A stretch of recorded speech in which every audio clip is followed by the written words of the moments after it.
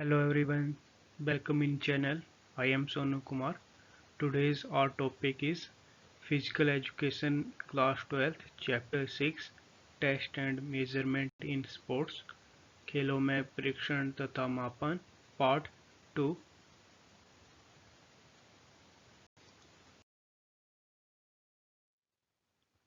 Test and Measurement in the Sports. First video में हमने 2 points हमारे कंप्लीट कर लिए थे।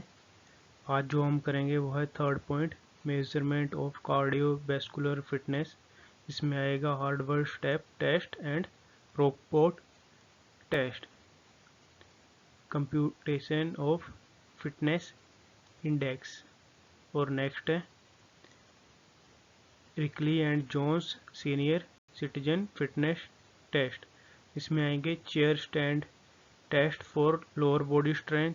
सेकेंड है arm curl test for upper body strength. Next is chair sit and reach test for lower body flexibility. Next is back scratch test for upper body flexibility. Next 8 foot up and go test for agility. Next is 6-minute walk test for aerobic endurance.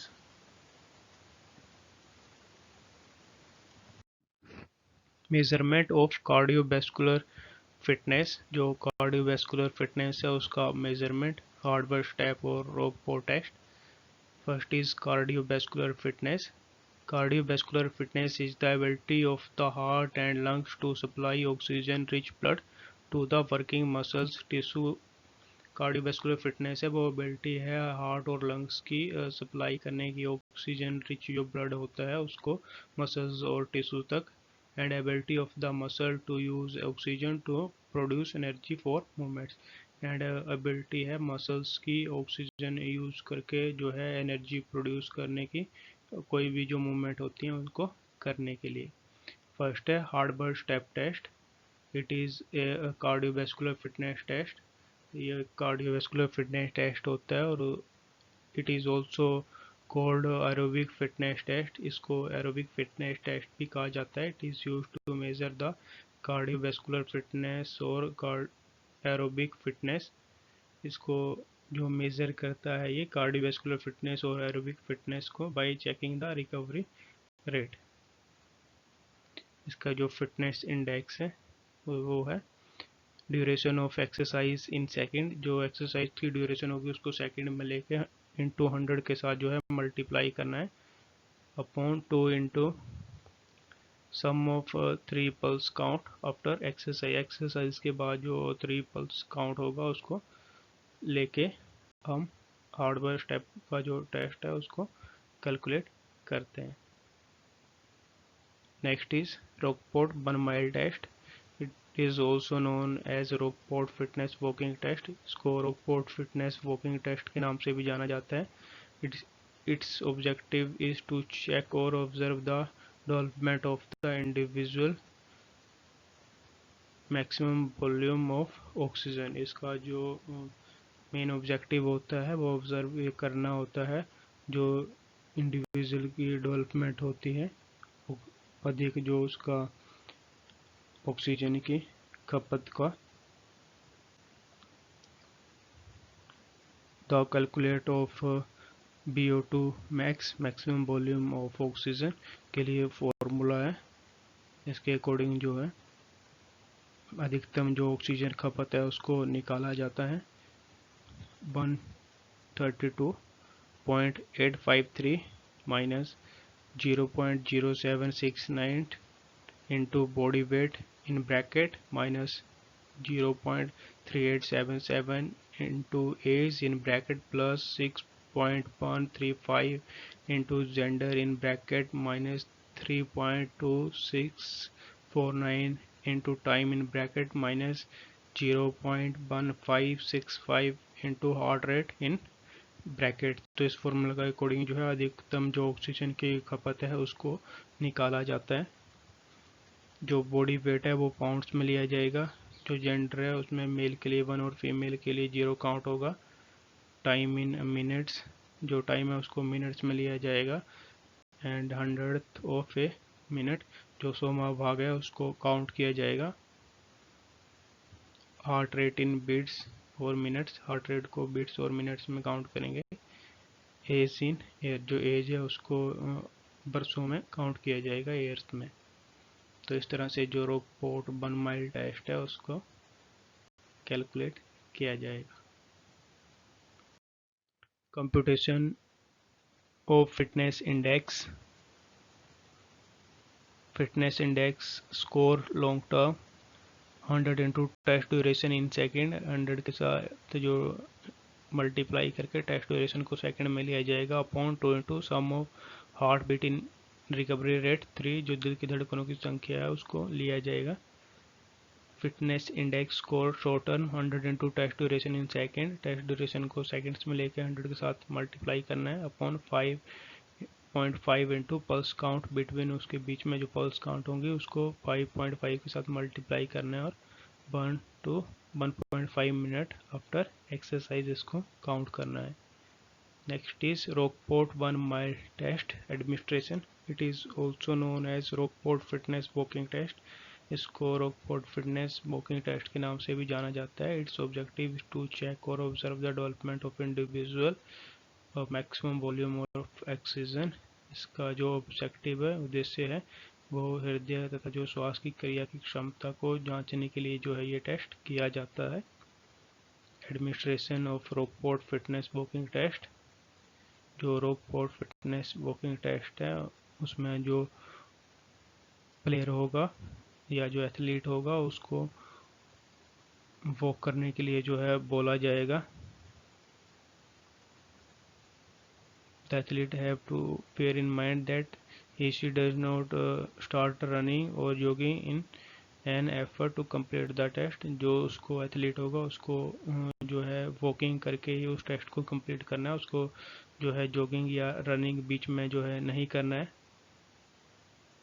जब athlete जो है complete कर लेता है walking, जो है time उसका जो है रिकॉर्ड किया जाएगा हंड्रेड्स इन सेकेंड्स में।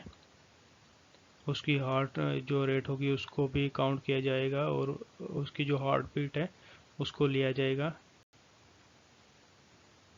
जो उसके बाद जो चीज़ें बचेंगी उनको भी काउंट किया जाएगा। इसके अकॉर्डिंग उसका जो फॉर्मूला के अकॉर्डिंग जो उसका मैक्सिमम वॉल्यूम ऑफ ऑक्सीजन होगा वो निकाला जाएगा। Next is Harvard step test in detail. Harvard Step Test. The Harvard Step Test is a test of aerobic fitness developed by Bora in 1943। Harvard test app को aerobic fitness test भी कहा जाता है, और बोरा के द्वारा 1943 में इसको जो है डेवलप किया गया था। ऑब्जेक्टिव, उद्देश्य क्या है इसका? The objective of the test is to monitor the development of the athlete cardiovascular fitness. इसका उद्देश्य जो है जो व्यक्ति की जो कार्डियोवैस्कुलर फिटनेस है, उसका जो कार्डियोवैस्कुलर सिस्टम है उसका जांच करना या उसको मापना है। रिक्वायर्ड रिसोर्स या आवश्यक जो उपकरण होते हैं, gym bench 45 centimetre height, stopwatch and assistant. How to conduct the test? The test requires the athlete to step up and down of a 45 centimeter high gym bench for 5 minutes at a rate 30 step minutes। इसमें athlete को जो है up and down करना होता है। 45 centimetre high एक bench होता है, उसके ऊपर से उसने उसको 5 मिनट तक लगातार जो है उसको करना होता है, और उसके पर मिनट में उसको 30 स्टेप्स जो है काउंट करके परफॉर्म करना होता है। The athlete warm up for 10 minutes. इसमें एथलीट को 10 मिनट्स के लिए वार्म अप का टाइम दिया जाता है।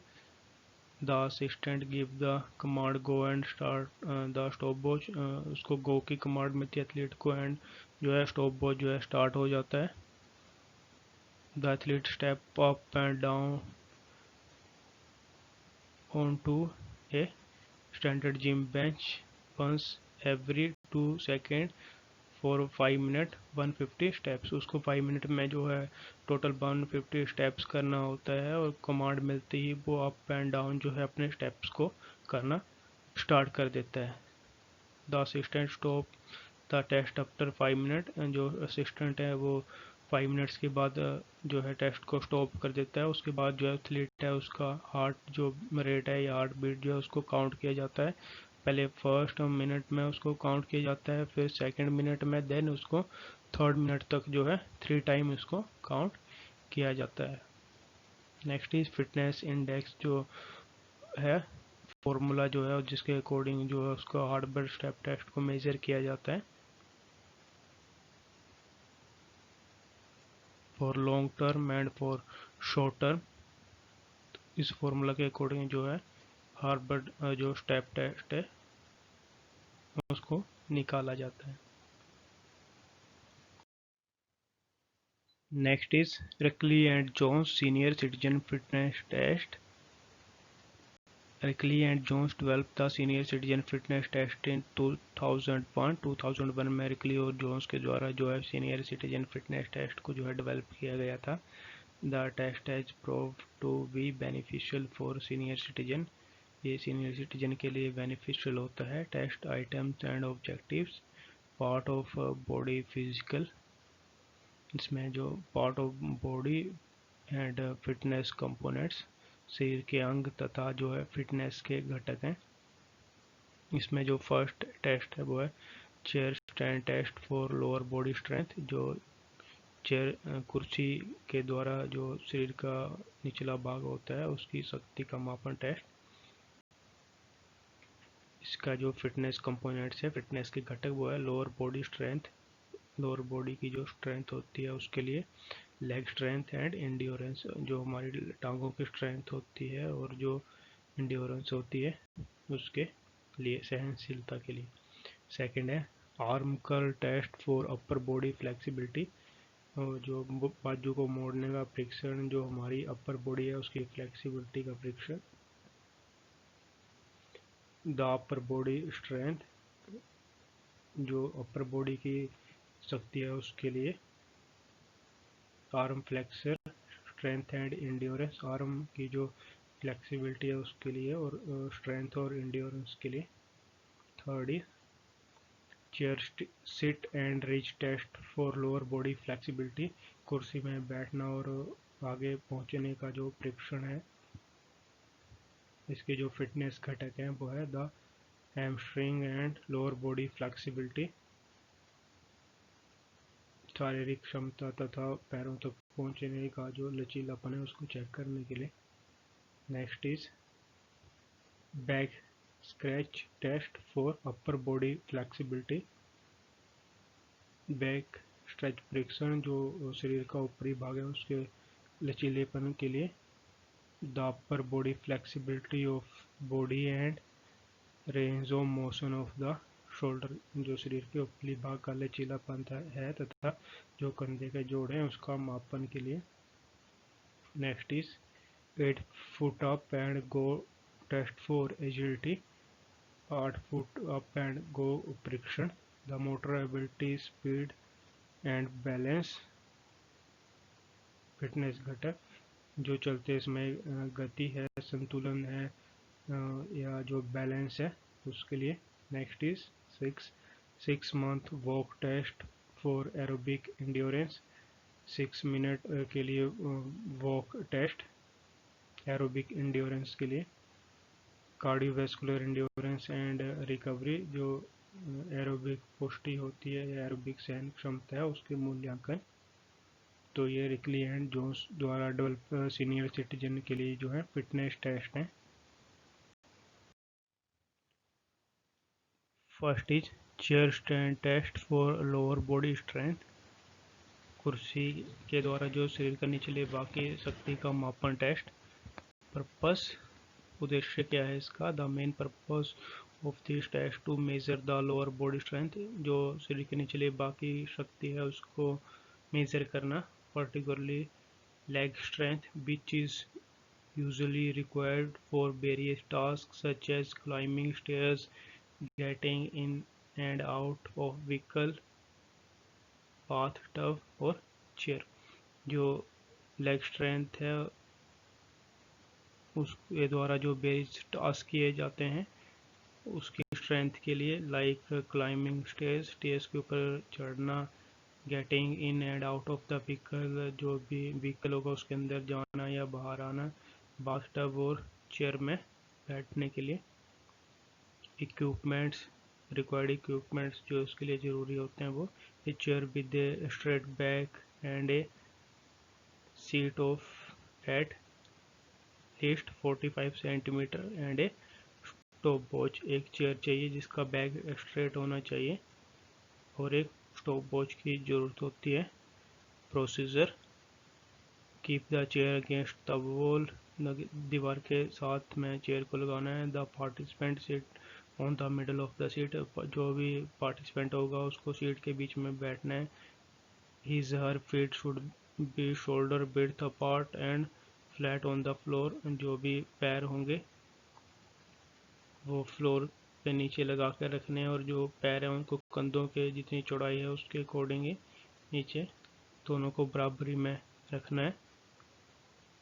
The arm should be crossed at the wrist and held close to the chest, जो आर्म है उसको एक्स शेप में क्रॉस करके चेस्ट के पास रखना है। From the sitting position, the participant stand up completely, then back down at the start of the signal. जो स्टार्ट सिग्नल होगा उसके बाद जो प्लेयर या पार्टिसिपेंट होगा नीचे बैठेगा, उसके बाद उसको ऊपर खड़े होना है और उसके बाद उसको फिर नीचे बैठना है।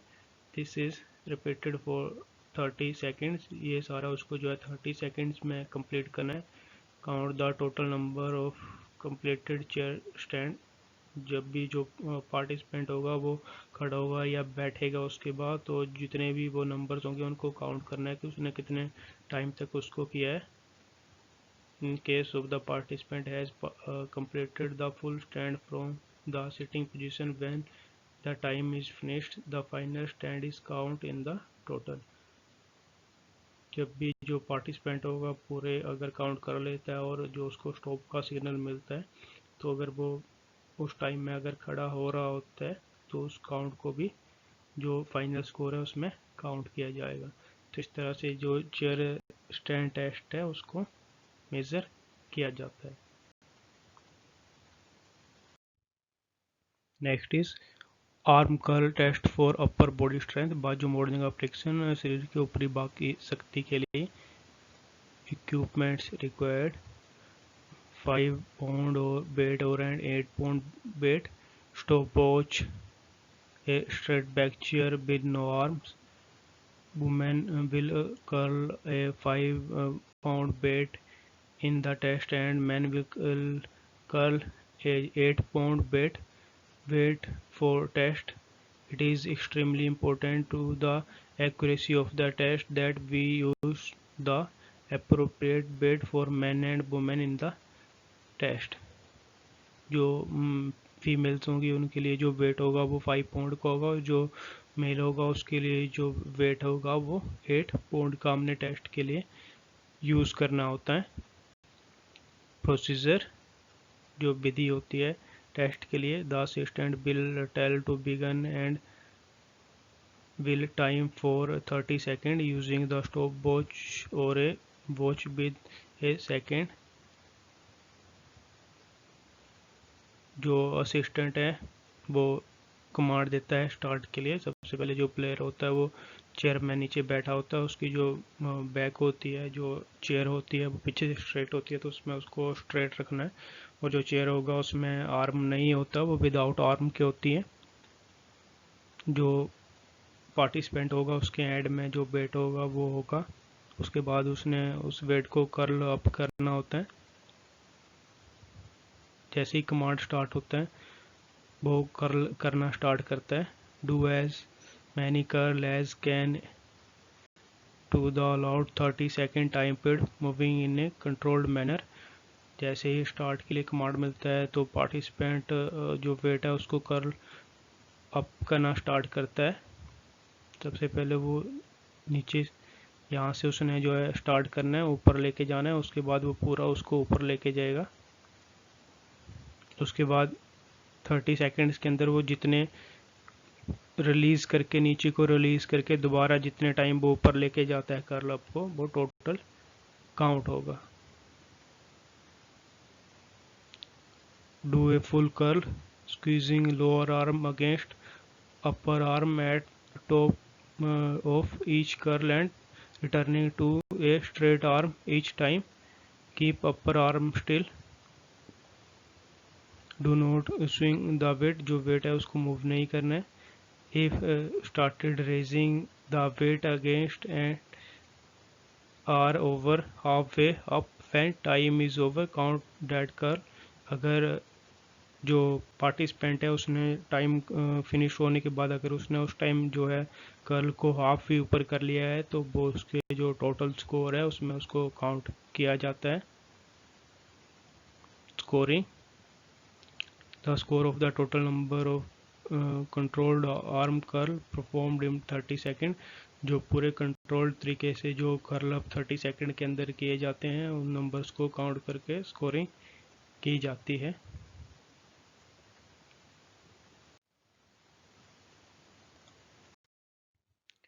Chair sit and reach test for lower body flexibility. कुर्सी पर बैठना और पहुंचने का परीक्षण, जो शरीर का निचला भाग होता है उसकी फ्लेक्सिबिलिटी के लिए। Daily benefits. Lower body flexibility is important for preventing lower back pain. जो लोअर बॉडी फ्लेक्सिबिलिटी है वो इम्पोर्टेंट है लोअर बैक पेन के लिए। It is also play role in balance. ये प्ले करती है अपना रोल बैलेंस के लिए, बॉडी बैलेंस के लिए, पोस्चर मेंटेन करने के लिए, आसन के लिए। और इन फॉल प्रिवेंशन, गिरने से बचने के लिए, और वॉकिंग, चलने फिरने के लिए। Lower body flexibility is important for maintaining an active independent lifestyle. Independent lifestyle के लिए जो है लोअर जो बॉडी है उसकी फ्लेक्सिबिलिटी बहुत ही ज़रूरी होती है। Next is equipment. इसमें हमें रूलर चाहिए, स्ट्रेट बैक और फोल्डिंग चेयर चाहिए जो कि 17 इंचज़ या 44 सेंटीमीटर हाइट की जो है होनी चाहिए। Next is procedure. जो पार्टिसिपेंट होगा वो चेयर पे बैठ जाएगा, अपना वो एक लेग को जो है 90 डिग्री तक फोल्ड करेगा और जो दूसरा लेग है उसको स्ट्रेट आके फैला कर रखेगा। उसके बाद वो अपना जो है बॉडी उसको थोड़ा सा आगे लाते हुए चेयर से अपने हाथ से, जो उसने लेग आगे रखा होगा उसी हैंड से वो अपने फुट को टच करने की कोशिश करेगा। अगर वो फुट को टच कर लेता है तो उसका जो स्कोर काउंट किया जाएगा वो 0 होगा। अगर उसका हैंड पीछे रहता है तो जो स्कोर है वो नेगेटिव में काउंट होगा। अगर वो फुट को टच कर लेता है और अपने फिंगर्स को फुट से आगे लेके जाता है तो उसका जो स्कोर है वो पॉजिटिव में काउंट होगा। और जो पार्टिसिपेंट है वो इसको लेफ़्ट और राइट साइड दोनों साइड से परफॉर्म करेगा लेग को टच करने से। तो इस तरह से chair sit and reach test है उसको मेज़र किया जाएगा। Next is back scratch test for upper body flexibility. Back stretch परीक्षण शरीर के ऊपरी भाग के लचीलेपन के लिए। पर्पस, उद्देश्य, to access the upper body shoulder flexibility which is important for performing various jobs such as combing one's hair, putting an overhead garments and reaching for a seat belt। जो पर्पस है, उद्देश्य है इस test का, वो है जो shoulder की फ्लेक्सिबिलिटी है उसके लिए, जिसके थ्रू हम अलग अलग जो काम है वो कर सकते हैं, जैसे कि हेयर कॉम्ब करना, जो है क्लोथिंग को पहनने के लिए, और जो सीट बेल्ट होती है उस तक पहुंचने के लिए। इक्विपमेंट जो रिक्वायर्ड होता है वो है रूलर, प्रोसीजर। जो भी पार्टिसिपेंट होगा उसको जो है स्टैंडिंग पोजीशन में खड़े रहना है और अपने जो हाथ हैं, एक हाथ को जो उसने है नीचे से बैक साइड की तरफ जो है लेके जाना है और दूसरे हैंड को उसने ऊपर वाली साइड से जो है शोल्डर के ऊपर से हेड के पीछे से उसने पीठ पर लेके आना है। उसके बाद जो पार्टिसिपेंट होगा उसने दोनों हाथों को मैक्सिमम स्ट्रेच करना है। अगर वो दोनों हाथों को अपनी पीठ के पीछे से टच करते हुए अगर फिंगर्स को आपस में वो टच कर लेता है एक दूसरे के साथ, तो जो उसका स्कोर है वो 0 काउंट होगा। अगर वो फिंगर्स को जैसे कि अभी यहाँ पे टच होते हुए नहीं दिख रही है हमें, अगर वो टच नहीं कर पाता है तो उसका जो स्कोर है वो नेगेटिव में काउंट होगा। अगर वो टच करते हुए अपने हथेलियों को एक दूसरे के ऊपर लेके आ जाता है तो उसका जो स्कोर है वो पॉजिटिव में काउंट होगा। तो इस तरह से जो बैक स्क्रैच टेस्ट है उसको मेजर किया जाता है। Next is 8 foot up and go test for agility. 8 foot up and go test जो परीक्षण होता है, पर्पस इसका उद्देश्य क्या है? टू एक्सेस स्पीड के लिए, agility and balance and moving चलने फिरने के लिए। These are important for performing various जो भी जरूरी हैं विभिन्न काम करने के लिए।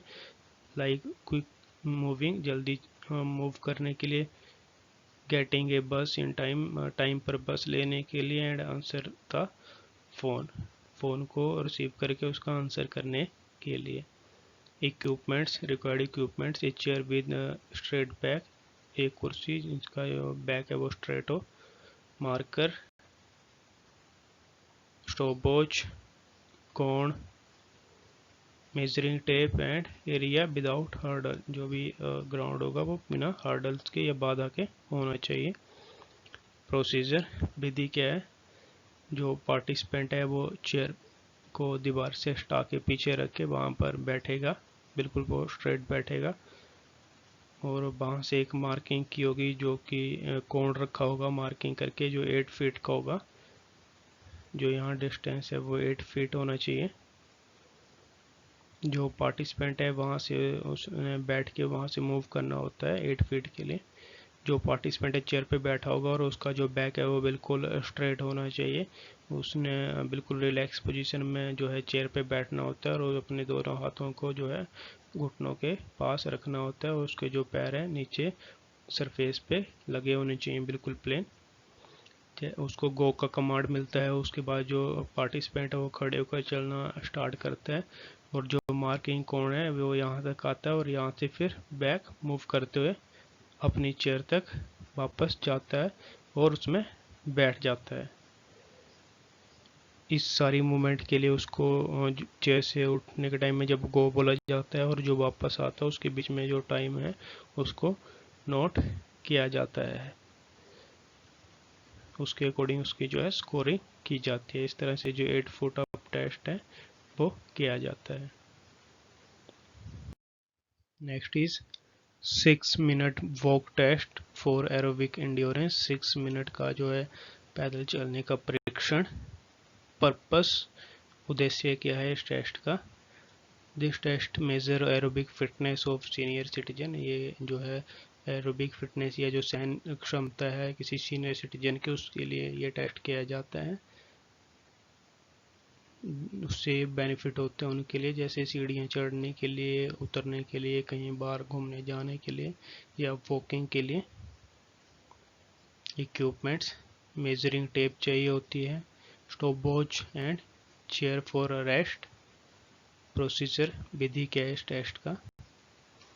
जो एक 50 मीटर का जो या 50 यार्ड्स का एक राउंड जो है वो मार्क किया जाता है, जिसमें जो टोटल डिस्टेंस होता है वो थोड़ी थोड़ी दूरी के बाद जो है उसका जो डिस्टेंस है वो मार्क किया जाता है।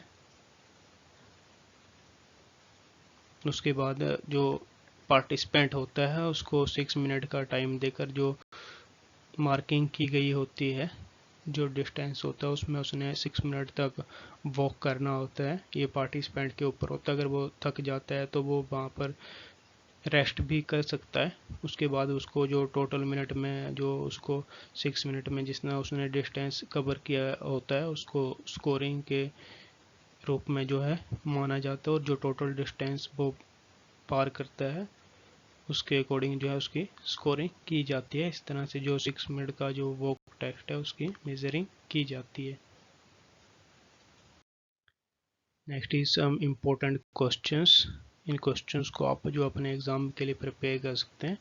यहाँ पर मार्क्स के अकॉर्डिंग जो है क्वेश्चंस को डिवाइड किया गया है, तो आप इसके अकॉर्डिंग जो है अपने एग्ज़ाम के लिए इन क्वेश्चंस को प्रिपेयर कर सकते हैं और अच्छे से अच्छे मार्क्स जो हैं आप लेकर आ सकते हैं। हमारा जो लेसन है कंप्लीट हो चुका है।